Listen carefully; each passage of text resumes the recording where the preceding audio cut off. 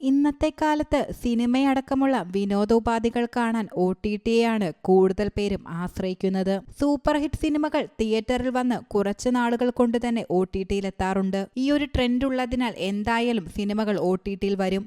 അപ്പോൾ കാണാമെന്ന് പറഞ്ഞ് പല സിനിമകളും തിയേറ്ററുകളിൽ പോയി കാണാതെ മാറ്റിവെക്കുന്ന ശീലവും ഇപ്പോഴത്തെ പ്രേക്ഷകർക്കുണ്ട്. മലയാള സിനിമയെ സംബന്ധിച്ച് നോക്കിയാൽ OTT ബിസിനസ്സിൽ ഏറ്റവും താഴെ നിൽക്കുന്ന ഒരു ഇൻഡസ്ട്രിയാണെന്ന് പറയാം. പല മലയാള ചലച്ചിത്രങ്ങളും വാങ്ങാൻ ഇപ്പോൾ OTT പ്ലാറ്റ്ഫോമുകൾ മടിക്കുന്നുവെന്നാണ് പുറത്തുവരുന്ന പുതിയ റിപ്പോർട്ടുകൾ സൂചിപ്പിക്കുന്നത്. പ്രധാനമായും ദിലീപ് ചിത്രങ്ങൾ OTTയിൽ വരുന്നില്ലെന്നൊരു വാർത്തയാണ് പുറത്തുവരുന്നത്. അടുത്തിടെ പുറത്തിറങ്ങിയ ദിലീപിന്റെ ചില ചിത്രങ്ങളും ഒരു OTT പ്ലാറ്റ്ഫോമും വാങ്ങിയില്ലെന്നാണ് വിവരം. ദിലീപ് നായകനായ പവി കെയർടേക്കർ, ബാന്ദ്ര, തങ്കമണി എന്നീ സിനിമകൾ റിലീസായിട്ട് കുറെ നാളുകളായെങ്കിലും OTTയിൽ ഈ സിനിമകൾ കാണാൻ പോലും കിട്ടുന്നില്ല.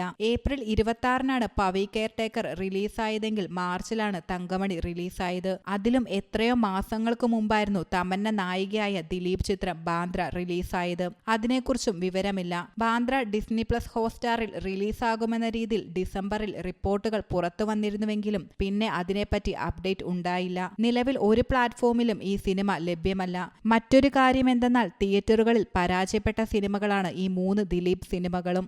അതേസമയം ദിലീപിനെ തകർക്കാനുള്ള ശ്രമമാണ് അദ്ദേഹത്തിനെതിരെയുള്ള ഇത്തരം കാര്യങ്ങളെന്ന് സംവിധായകനും ബിഗ് ബോസ് മുൻ താരവുമായ അഖിൽ മാരാർ ആരോപിക്കുന്നു. ദിലീപിന്റെ ജനപ്രീതി കുറഞ്ഞതുകൊണ്ടല്ല, സിനിമകൾ മോശമായതുകൊണ്ടാണ് പരാജയപ്പെട്ടത് എന്നാണ് അഖിൽ മാരാർ പറയുന്നത്.